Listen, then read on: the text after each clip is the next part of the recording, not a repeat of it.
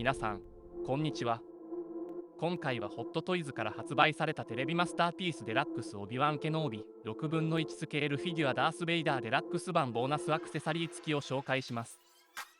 このフィギュアはディズニープラスのドラマオビワン・ケノービに登場するダース・ベイダーを再現したものです。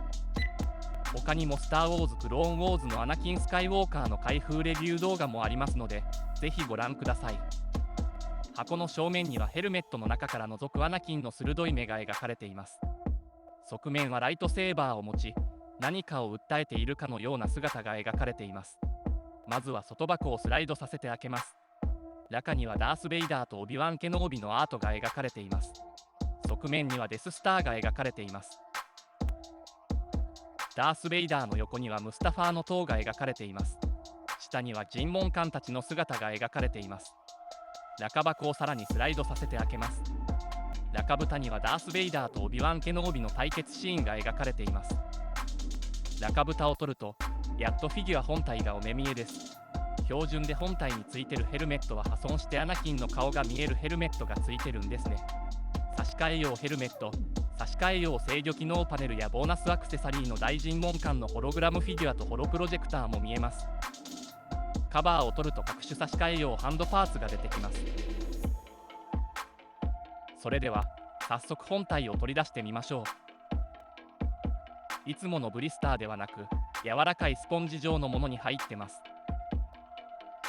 さすがデラックス版ですね。スポンジ状のものを取り出してみます。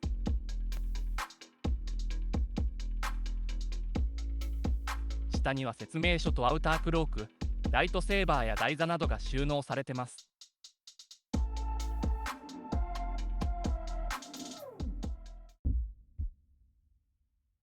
収納されている状態はアウタークロークはなしの状態でした。背中に何やらコードが出てますので、このまま飾り付けるのは無理がありますね。それでは別収納されていたアウタークロークを装着させましょう。まずはヘッドパーツを取り外します。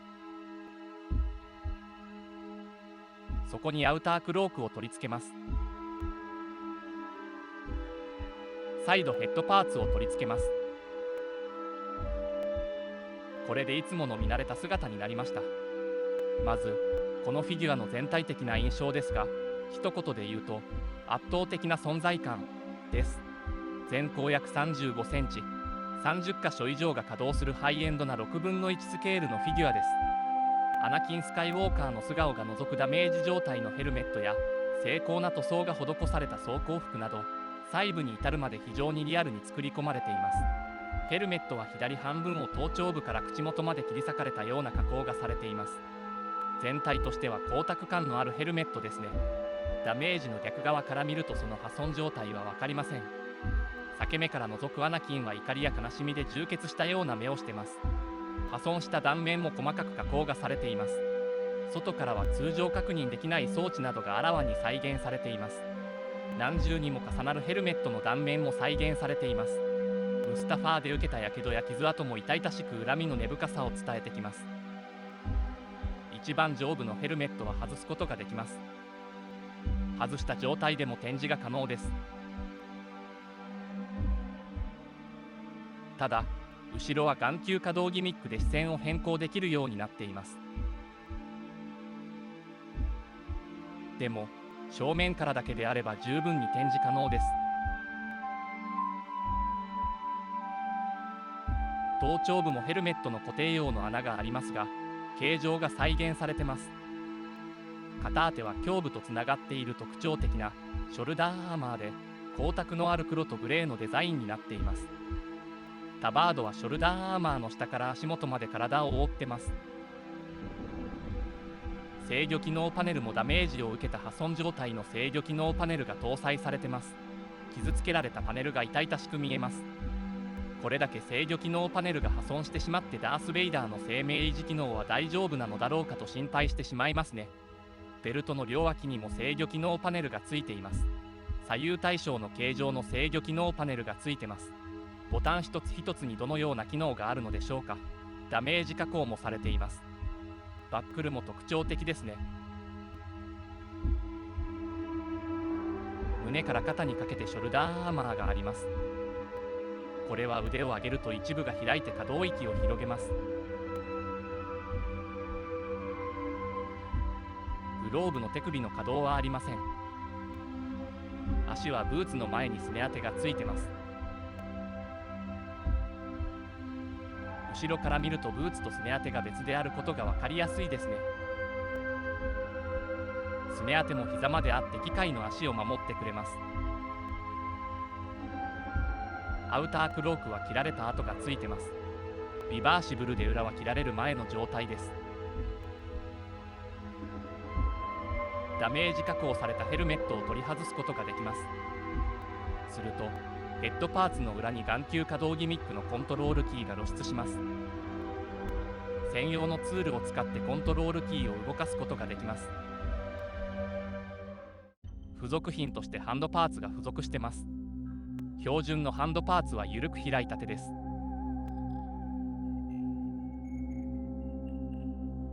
フォースを操る左右の手。ダークサイドの力を感じますね。開いた左手。フォースチョークで威圧する右手。シスの恐怖を感じます。平たく伸ばした右手。ハンソロの銃撃を受け止めた形に似てますね。ボーナスアクセサリーのホロプロジェクターも安定して乗せられそうです。力強く握られた左手。ダークサイドのパワーを感じます。ビーバの2つに分かれたライトセーバーが付属しています。付属品の差し替え用ハンドパーツを交換することで両手に持たせることができます。ビーバのライトセーバーはダース・ベイダーのライトセーバーより細いので専用の細い後陣パーツが付属してます。ビーバのライトセーバーにライトアップ機能はありません。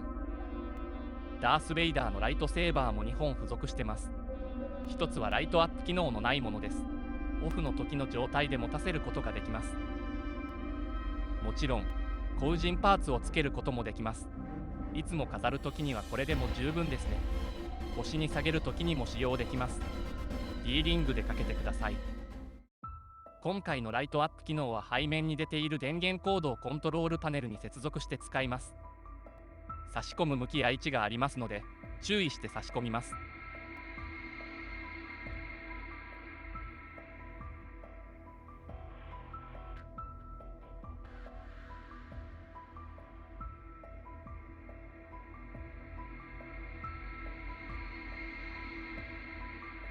コントロールパネルは腰のベルトに掛け下げることができます。最後に USB の Type-C を差し込み給電します。電圧に制限があるので注意してください。コントロールパネルの横のスイッチを入れるとシステム機能ディスプレイ部の LED が点灯します。ライトアップ機能により実際の走行が持つ光沢や質感がより再現度を上げる気がします。LED のライトアップ機能付きのライトセーバーには電源ケーブルがあります。ライトセーバーと一緒にケーブルをハンドパーツに持たせることで目立たなくできます。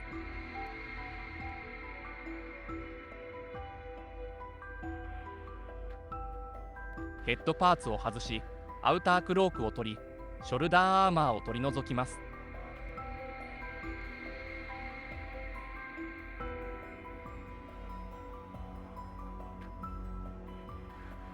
すると内側に電源ケーブルを通すためのゴムが設置されています。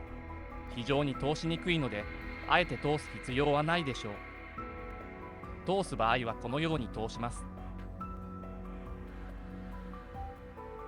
手に持たせたライトセーバーに後陣パーツを取り付けます。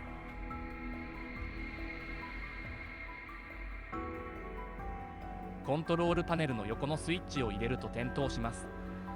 ライトセーバーに給電するときはスイッチを入れる向きが異なりますので注意してください。今までのボタン電池による給電よりは簡単です。腕のパーツを交換する手間も省けます。ただし、向きによっては電源ケーブルが見えてしまいます。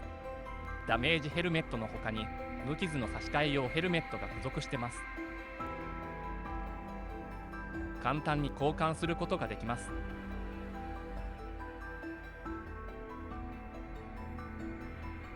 胸のダメージを受けた制御機能パネルも無傷の差し替え用制御機能パネルに交換することができます。外して差し込むだけの簡単な構造です。それだけで迫力のある無傷のダース・ベイダーへ変貌します。大尋問館のホログラムフィギュアとホロプロジェクターが付属します。手に乗せるだけでその緊迫感が伝わってきます。表は大尋問館の顔が造形されています。ライトアップした無傷のダース・ベイダーにリーバのライトセーバーを持たせてみましょう。ダース・ベイダーの怒りを感じます。後陣パーツをつけるとライトアップ機能がないことが残念な思いです。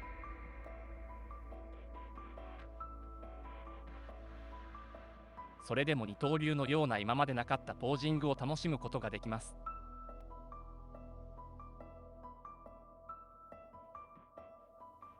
リーバに対してどのような気持ちでこのライトセーバーを持っているのでしょう。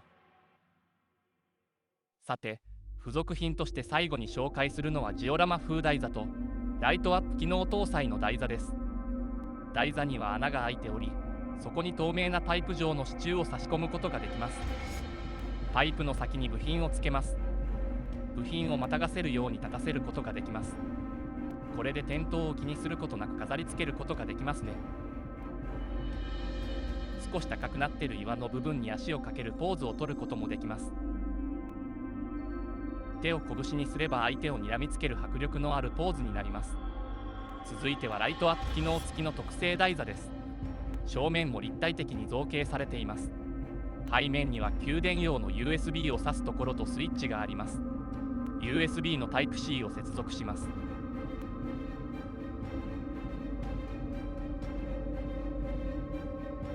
先ほどのジオラマ風台座に使用した支柱をこちらでも使います。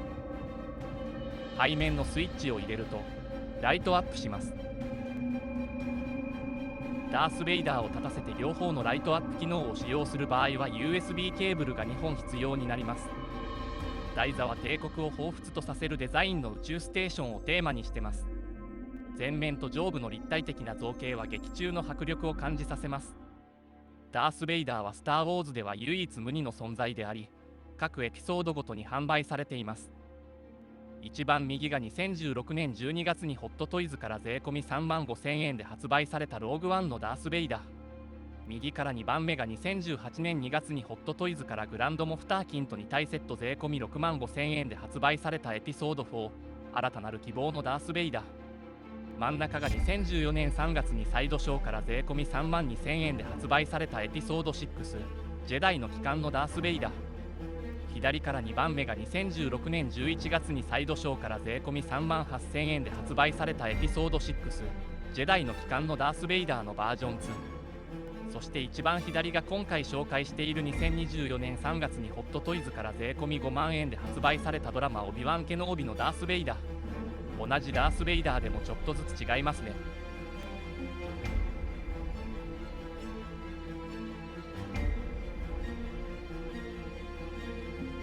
そして最後に紹介するのが2018年9月発売にホットトイズから税込み29,000円で発売されたエピソード5、帝国の逆襲のダース・ベイダー。こちらも今回紹介のダース・ベイダーと並べてみましょう。どちらもヘルメットが取れます。まもなくホットトイズからエピソード6、ジェダイの帰還のダース・ベイダーが発売予定です。また2025年にはバトルダメージ版のダース・ベイダーも発売予定です。こちらも楽しみですね。いかがでしたでしょうか。ダース・ベイダーの破損したヘルメットから覗く素顔は圧巻の迫力がありますね。その素顔には過去のジェダイナイトの面影は残っていないようでした。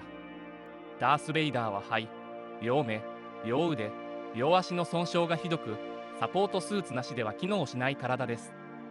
ムスタファーで救出された後、21B ドロイドが全身に重度の火傷を負ったダース・ベイダーを蘇らせました。ヘルメットには視覚拡張装置、発生装置、呼吸システムが備わっています。今回のダメージヘルメットから中の構造があらわになってその一部が垣間見えました。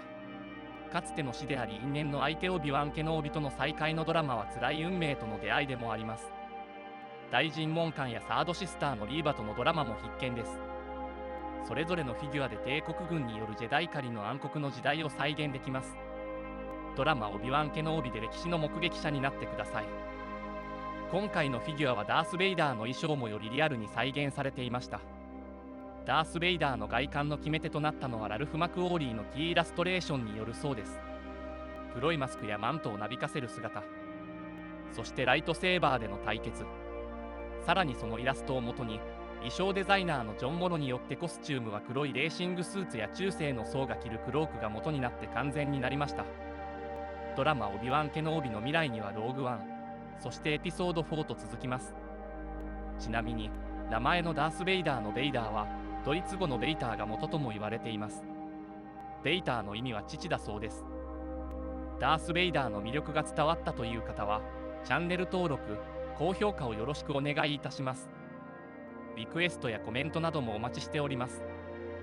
最後までご視聴ありがとうございました。フォースと共にやらんことを。